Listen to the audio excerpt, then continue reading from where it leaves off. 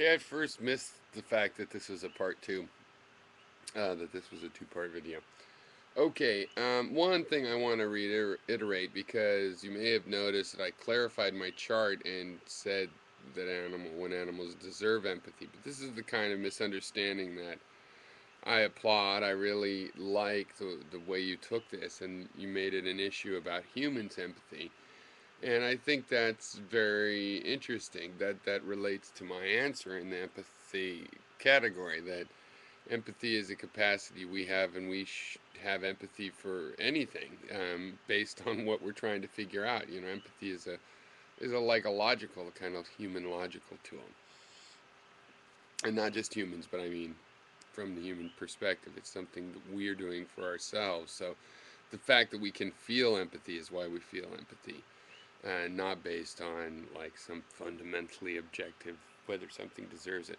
I also wanted to say on the tangent thing, I don't think that the point of life, what we're trying to do, if we want to sum it up into one thing, which is problematic to begin with, that it's happiness. I really don't. I think it's survival, and that the extension of survival is to health, and happiness comes in as a part of health, but it's also be healthy to have to face reality of life, and things can be healthy.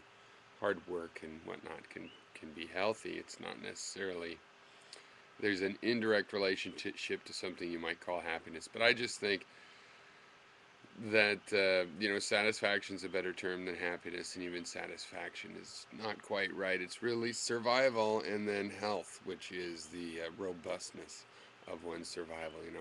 How well it can exist. So yeah, I think you did add some interesting things. If you want to PM them or whatnot, the idea is to have a tool that's written to make this kind of thing easier. But right now, for the structure of this debate, you could just hope that I notice and add these points in as I do different rounds, or PM me if you want, and I will add your thing in, because the idea in the subsequent rounds is to narrow in on what the conversation should be. And if there's more than one answer to that, what the conversation should be, then we start sub conversations with each round, and they can go on in parallel, or we might go through them one at a time, or whichever. Okay, yeah, thanks for your thoughts. I find it very interesting. I was a vegetarian in the past, and it was for these ethical kinds of reasons, never for a health reason per se. And I feel a bit of a hypocrite now that I'm not, but as a matter of fact. So I get that. I definitely think, like, I think we could eat meat if they just treated the cows better, kind of thing.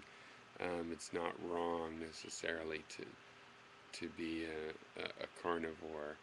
It's more how you oppress the creature and what kind of lifestyle it's given. And again, yes, this is partly in the sense that whereas in general and among humans I try to have a philosophy, a fairly egalitarian view of how the system works, but it is true with animals. We're the custodians and the caretakers, like with children, except all throughout their whole life.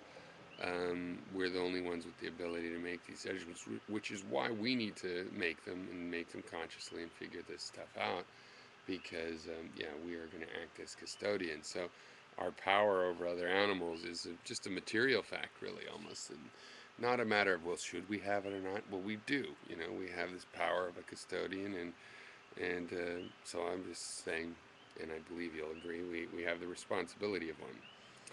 All right, cheers.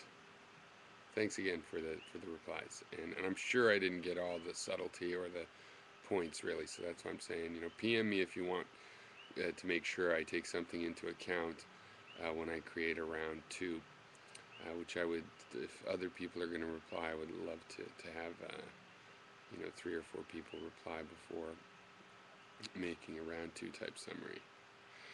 On the other hand, I might make one early because I already have the new table, and I would like to establish the conversation with the new table. Cheers.